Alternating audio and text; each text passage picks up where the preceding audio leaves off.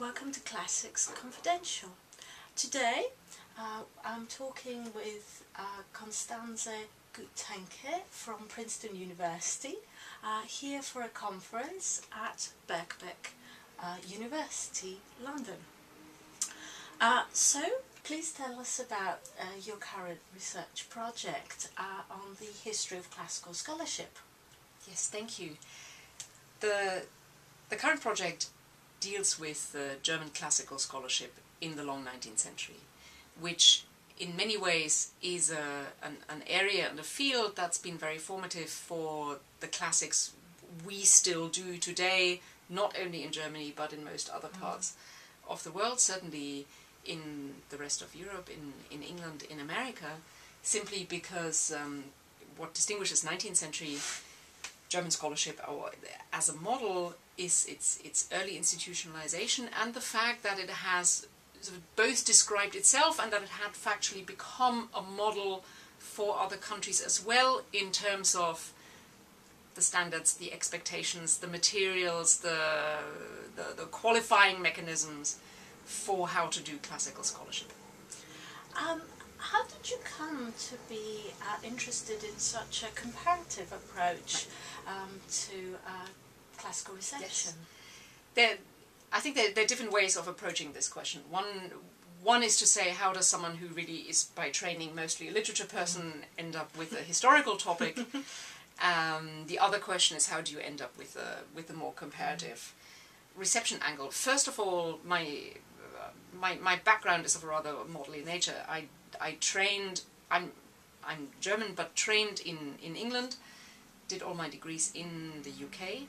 My first degree was in classics, all my graduate work was in modern languages, mostly in a German department, though with modern Greek thrown into the mix, for want of the existence of comparative literature as a discipline at the time, certainly. And when I finished my PhD a good 10 years ago, I did not look very much like a classicist any longer. And when I went to Princeton from England, to a position specifically in a classics department, but meant to liaise with modern Greek studies, so I have a joint appointment between the classics department and the program, now Center in Hellenic Studies. This was a departure in many ways, both for my home institution in Princeton and for me returning to a classics department as a disciplinary home as well. And in that sense, for one, at the time, I think when I left England, the kind of work I did and the kind of work people now involved in reception studies do were not necessarily housed in a classics department, or it was difficult with a profile more or less exclusively in that field to be in a classics department. That has now changed. So 10 years later, I look much more normal in that sense, and but I had that foot back into the world of classics in a way through the American link. What then also happened is that with my I was finishing research on a book on the descriptions and representations of modern Greece in German and Greek literature, which looked very unclassical in that sense. But one way of triangulating back to a classics department as well was really by making a virtue out of a necessity and turning the questions I had on a personal level as well about why disciplines ask the questions they ask, and why the disciplines and the institutions and the frameworks around me were shaped in a certain way, turning those questions into a research project itself. And that in many ways led me back to German classical scholarship as an influential model, and one that in a way staged its own influence as well, through an interest in, if you want, romantic cultural history, but by extension that really led me to the scholarship itself, which I'm reading as a text, as literary text. So I'm basically reading secondary literature, scholarly literature, as if it were primary literature. Well, we share an interest in the reception of the classical past in modern Greece. So I was particularly fascinated to hear that your paper at the conference here at Birkbeck was going to reference the modern Greece and its educational system and the reception of antiquity within that model. So could you tell us a bit more about that? Yes. I think what came specifically out of this paper, but also in general out of this conference, which is about the encounters with sites of both the textual and the material authority in the 19th and early 20th century, such as Athens, Rome, Jerusalem, the revisiting of sites. What came out of that is that it's very clear that for people, for travelers, for artists, for tourists, and also specifically for scholars traveling to those sites,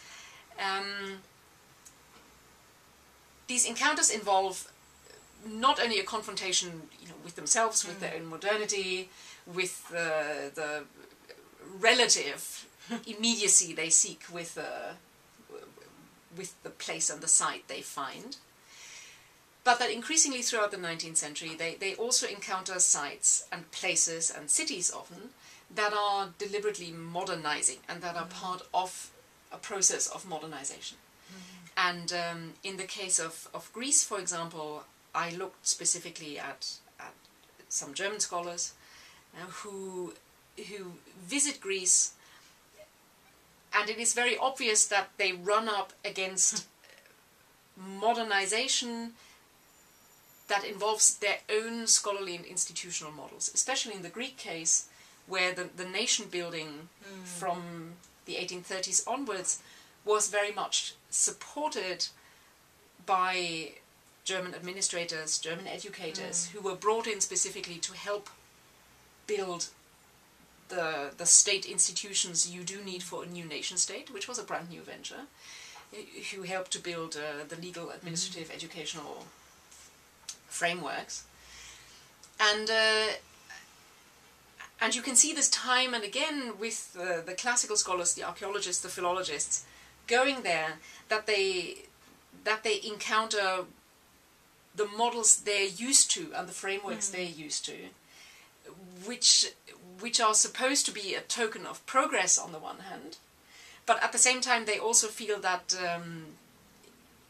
it can act as an irritant because it stands in the way of their more immediate encounter with the classical part, which really isn't possible. I mean, it's a different question whether it was ever possible, and it probably isn't, but it stands in the way of that illusion of direct contact, at least. Yes, which is why a lot of travellers actually wanted to go to Rome or Greece, is to, that in a way they're less interested about the modern or the aspects of these new nations and more about antiquity. Really. And it is a kind of in-your-face modernity. And what is very interesting in the case of, let's say, classical scholars going there, it's not that they complain about modernity as in there's now railways everywhere and there's big new buildings, and this is one side of modernity certainly that people notice and that travelers notice.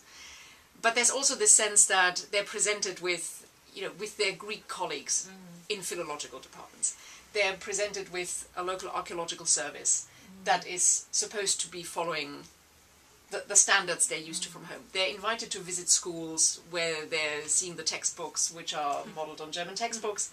And in a way, they see this as progress, and there's an element of familiarity. But at the same time, there's also a sense of they come to Greece because they enjoy being taken out of their own context of overlearnedness. So again and again, you have this appeal to the leisurely south, where the Attic sunlight that drives the cobwebs out of the northern study, which of course is in itself a trope. Yes, I mean, harking back to Finkelman's ideas about Greek art. But they feel much more immediately confronted with both the dangers of overlearning and overexposure to discipline at home, at the same time they want to see it as a marker of recognizable progress in a place like Greece, and at the same time they also want to keep Greece away from that almost. And you can see how a personal experience then makes its way into much grander cultural theories about the North and the South as well, where these same ambivalences are translated into sort of more complex theoretical buildings. So creative tension. Absolutely, yes. But I think this is an ongoing. This is very much an ongoing challenge. But I think what is one of the outcomes of this conference in particular is to say that the sort of very visible modernization gives an additional twist to sort of, the encounter of the traveller with himself, with his or her own modernity, which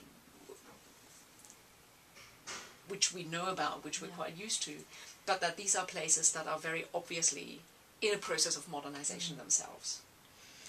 Wonderful. Well, thank you very much for talking with us today, Constanze, and we look forward to seeing more of your work in the future. Thank you.